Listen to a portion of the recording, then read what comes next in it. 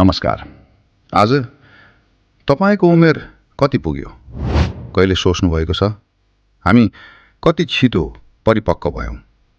हिजो मात्र जस्तो लाग्ने त्यो बालापन आज सम्झनामा मात्र सीमित भएको छ। तपाईलाई पनि लाग्छ बाल्यकालदेखि आजसम्मको यात्रा कति छिटो बितेछ?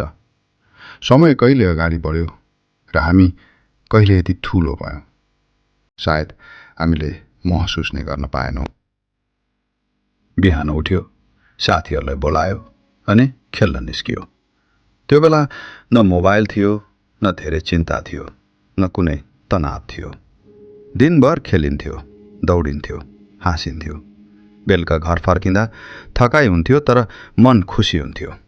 साथीहरूसँग बिताएका ती दिन आज पनि याद आउँछन्। सानो बेला सँगै खेलेका ती साथीहरू आज कहाँ होलान्? के गर्दै होलान्? सायद धेरै समय बितिसकेको छ।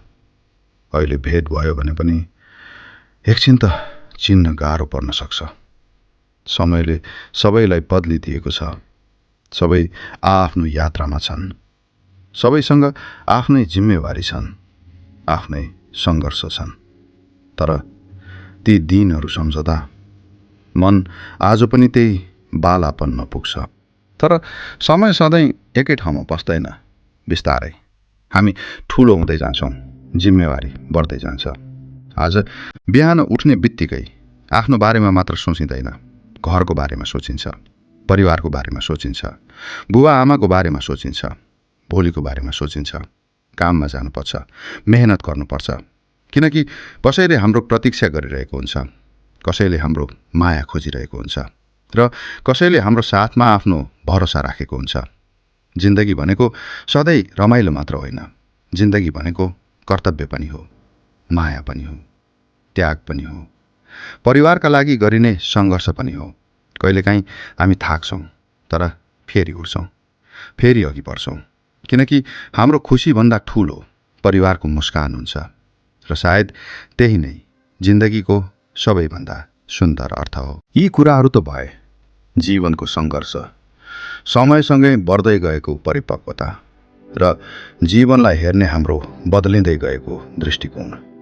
यसैसँग हाम्रो परिवारप्रतिको जिम्मेवारी पनि बढ्दै गयो।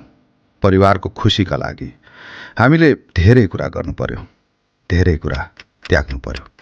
अनि थाहा नै नपाई हामी त्यो बालापनबाट धेरै टाढा आइपुग्यौं।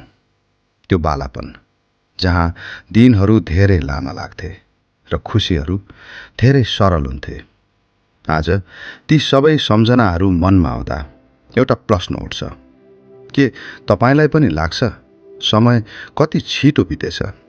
हिजो जस्तै लाग्ने ती दिनहरू आज सम्झनामा मात्र बाँकी छन्। यहाँसम्म आइपुग्दा तपाईलाई के लाग्छ? जीवन वास्तवमा के रहेछ? केवल समयको यात्रा वा सम्झना, संघर्ष, जिम्मेवारी र खुशीहरूको सुन्दर कहानी?